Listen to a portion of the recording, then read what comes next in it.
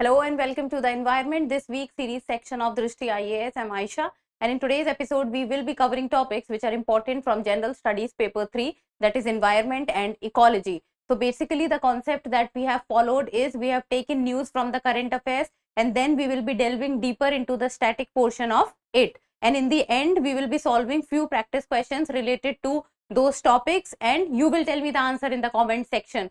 So let us first of all see what are the four topics that we have taken. So first is the saffron red-tailed damselfly. Then second topic is the 110 glaciers disappeared. Third topic is 2025 begins with record heat. And the last topic is increased mouse population due to climate change. So these are the four topics. So let us begin with the first one. First is the saffron red-tailed damselfly. So look at the image. Because the name has been given on the color of how the damselfly looks like. So because it looks saffron in color, the name has been saffron red-tailed damselfly.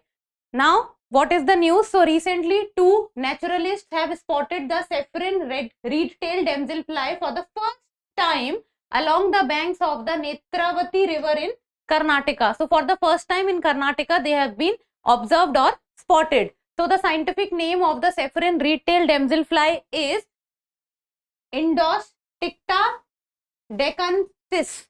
Indosticta deccensis. Let me tell the spelling also. Indosticta, and that is Deccanensis. So this is the scientific name, and it is commonly called the saffron red-tail because of its orange colored body, which I just showed you. So this is how it looks like. Then the family to which it belongs, so it belongs to the Platystichtidae family, which is commonly known as the shadow damselfly. So then comes the how is the appearance of the saffron red-tail. So it is slender and delicate insect, and it is a rare species native to the Western Ghats of India. So it is basically found in the Western Ghats of India. Then about the habitat of saffron red-tailed damselfly. So these damselflies are found in water bodies surrounding by dense vegetation requiring pure water quality for their life cycle. So basically if a place where you will find a lot of vegetation, so they are basically found around that place. So that is why Western Ghat, because it has such a dense and a huge quantity of vegetation and different varieties of vegetation. So it is basically found in the Western Ghats. Then they are typically found near slow flowing forest rivers because the presence of the water body is also a bare minimum for them. So far the presence of these damselfly has only been recorded in the southern Western Ghats, that is around the places of Kerala and Tamil Nadu. So for the first time around Netravati river in Karnataka they have been observed.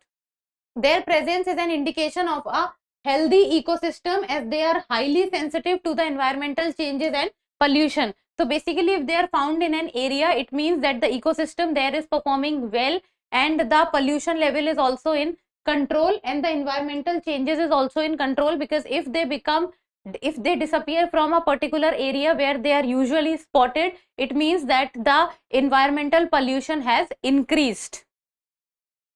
Then what are damselflies? So basically what are damselflies? So they are a group of predatory aerial insects that belong to the order Odonata. Now who are predators? So predators are basically animals or insects who prey on some other animal. So they basically kill and eat some other animal. So they are predators. So they are prey. They have prey. They are mainly found near shallow freshwater habitats. So the presence of a water body is a bare minimum. These are beautiful flying insects with slender bodies and long net-like wings. They look beautiful and the appearance is also very beautiful. Then they are generally smaller, more delicate and weaker compared to the dragonflies. So if you have seen the size of the dragonflies, so I am just drawing it for you like that only. Do not go on my drawing. So the dragonflies are bigger in size as compared to the damselfly. Damselfly is comparatively smaller in size. So before we move on to another topic, information for you that Drishti IAS Mukherjee Nagar classes has now been shifted to Noida. and the offline admissions are open for both English and Hindi medium for the IAS-GS foundation course covering both prelims and mains. So the English medium batch is starting from 17th of February while the Hindi medium batch is starting from 21st of February. If you have any query, give us a call at 87501 and you can also download the Drishti Learning app. So the next topic is, that is topic number 2, that is the 110 glaciers disappeared. Then decreasing number of glaciers in Arunachal Pradesh. So it is basically in the state of Arunachal Pradesh, one of the 7 sisters of India and one of the northeastern states of India. That 110 glaciers have disappeared. That is around 40 to 45% of total percentage of glaciers of Arunachal Pradesh. And if we talk about from the respect of Himalayas, so they are basically the eastern Himalayas, because the western Himalayas belong to Ladakh and Jammu and Kashmir. Then comes the middle Himalayas in the form of Uttarakhand and you can say the parts of Sikkim. Then comes the eastern Himalayas, that is Sikkim and Arunachal Pradesh. So the study details, researchers from Nagaland University and Cotton Universities have found that around 110 glaciers have disappeared in Arunachal Pradesh over a period of 32 years, and these 32 years are from 1988 to 2020. Then rate of glacier shrinkage. So the average rate of shrinkage of these glaciers was 16.94 square kilometer per year. So per year, it means every year around 16.94 square kilometer of glacier is shrinking, resulting in a total reduction of 309.85 square kilometer. So this much area has been reduced till now. Then glacier lakes and risks. So as the glaciers shrank, rocks were exposed, leading to the formation of glacier lakes, which pose a threat for glacier lake outburst flow. And GLOF, that is the glacier lake outburst flow, is one of the, you can say, the hazards, because this recently came in news because of the Sikkim GLOF, which took lives of around more than 50 people and hundreds of people were dislocated because of it. So GLOF is also a threat, that is glacier lake outburst flow. Now what happens in the glacier lake outburst flow is, now imagine this is a lake, this is a glacier, and this is the moraine, and this is the water in the lake. So this is lake. Now what happens is that during a glacier lake outburst flow, when the glacier starts to melt and suddenly the water comes in the lake and excessive water comes in the lake, so the moraine or the dam which was preventing the water from flowing outside, it is not able to handle the capacity of water, and water starts to come out in a large quantity, and the moraine is not able to handle the pressure by the glacier, because glacier are accumulation of water. A huge quantity of water is accumulated in one single phase. So when it releases water, it also releases a lot of sand, boulders, stones with it. So the intensity with which the water comes in the downside, so the steep slope becomes very, very dangerous, and the water intensity and speed is also very high. So that intensity and speed is so difficult to manage that it causes a lot of damage. Now Himalayan glaciers and climate change. So the global and regional temperature, the study reports that the eastern Himalayas are warming faster than the global average, with temperature rising by 0.1 degree Celsius to 0.8 degree Celsius per decade. Decade means a period of 10 years. It means in a period of 10 years, from 0.1% to 0.8 degree Celsius temperature has risen. Then impact on glaciers. The smaller glaciers in this region, smaller glaciers are those glaciers which are lesser than 5 square kilometer in size, are shrinking the fastest, accelerating the rate of glacier retreat. So the maximum shrinkage is happening in the smaller glacier, and it is accelerating the rate of glacier retreat. Now what is glacier retreat? Glacier retreat means that glaciers are shrinking or glaciers are melting at a faster speed as compared to the new glaciers are being formed. So it means that the speed of the retreating or the melting of the glacier is higher as compared to the speed of the accumulation of a new glacier. Then future projections, by the end of the century, temperatures are expected to increase by around 5 to 6 degrees Celsius, and precipitation may rise by 20 to 30%. Then what are the consequences of glacial retreat? So the consequences are impact on freshwater supply. The retreat of glaciers threatens the freshwater supply for over 1.3 billion people living in the lower areas or the down terrain of the Himalayas. Then increasing risk, in addition to affecting the water resources, it also increases the risk of glacial lake outburst, floods, and also other environmental hazards, that is urban flooding is also one of the examples of it. Then impacts on ecosystem, changes in glacier cover and the deterioration of ecosystem health further highlights the need to understand the effects of the climate change. Now the ecosystem health, on which also the impact will be on a very larger scale if the glaciers will melt, because glaciers are also one of the reasons which talks about how the health of the Himalayas or how the health of the Arctic or the Antarctic or the polar regions are. Now coming to the third topic, that is the 2025 begins with record heat. So January 2025 record heat.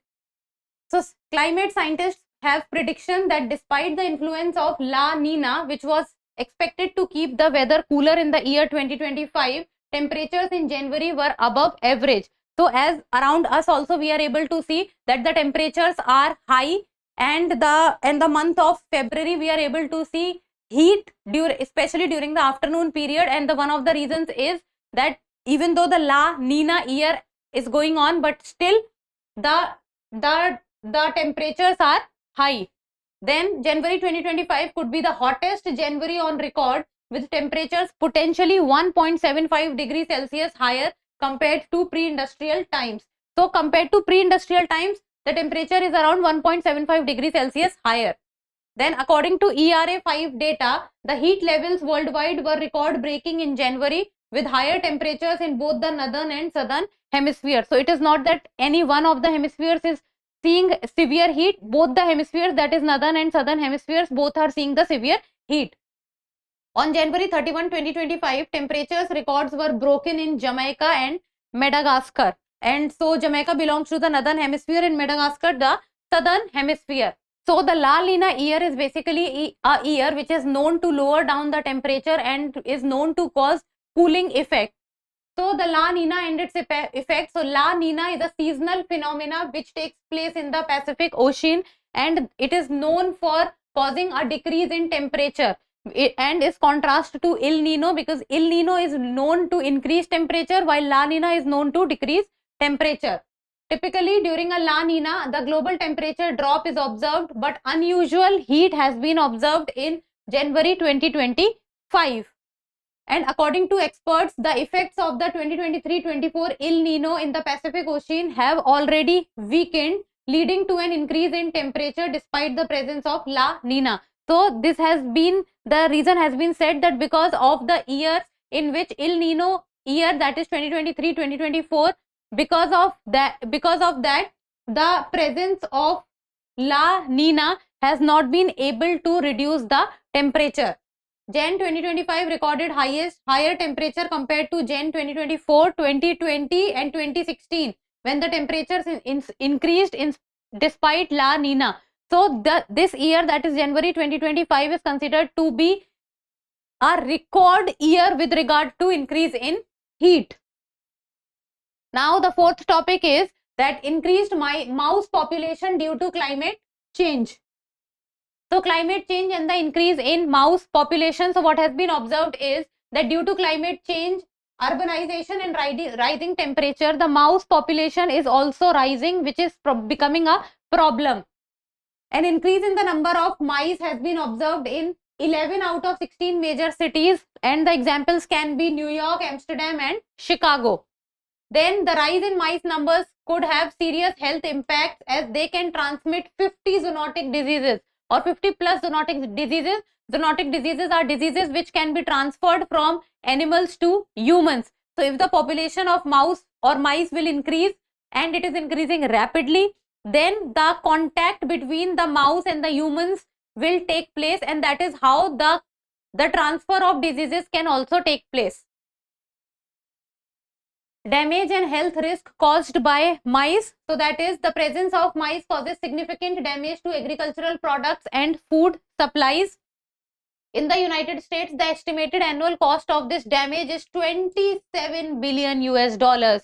So even though they are small in size, but when they get into something, if they get into the crops, they destroy the crops and they damage the whole crop, and it is difficult to control them because the population is very high and also the reproduction rate is also very high. Then diseases spread by mice include serious illness like leptospirosis, hantavirus, murine typhus and bubonic plague. Now the problem is that they are extremely vulnerable to diseases and the rate of transfer of diseases is also very high. So one needs to keep a distance with mice, and that is very difficult in the ecosystem in which the humans are living. These diseases are raising serious concerns for the public health, and a control on the mouse population needs to be done. Then control and solution measures. What can be done is, researchers have called for aggressive global efforts to control the mouse population.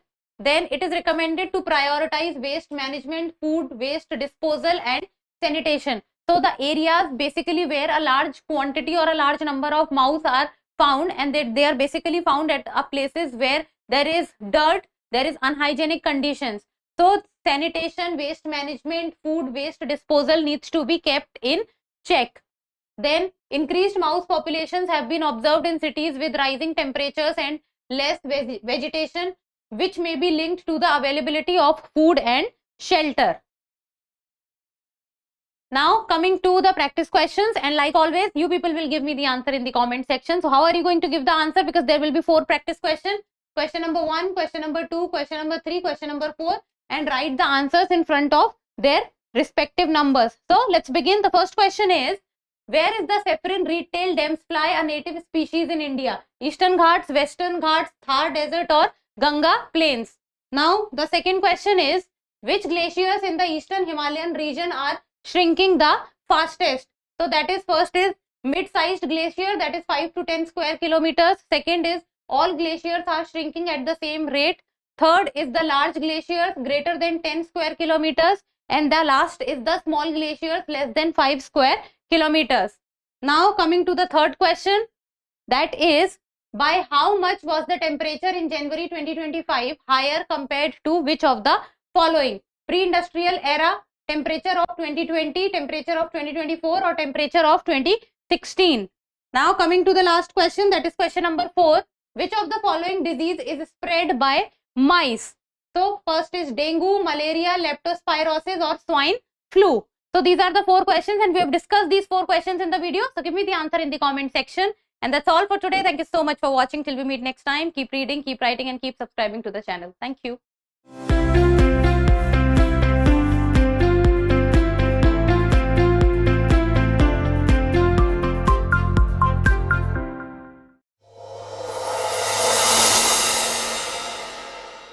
For more informative content, like, share and subscribe, and do not forget to press the bell icon to get the notifications.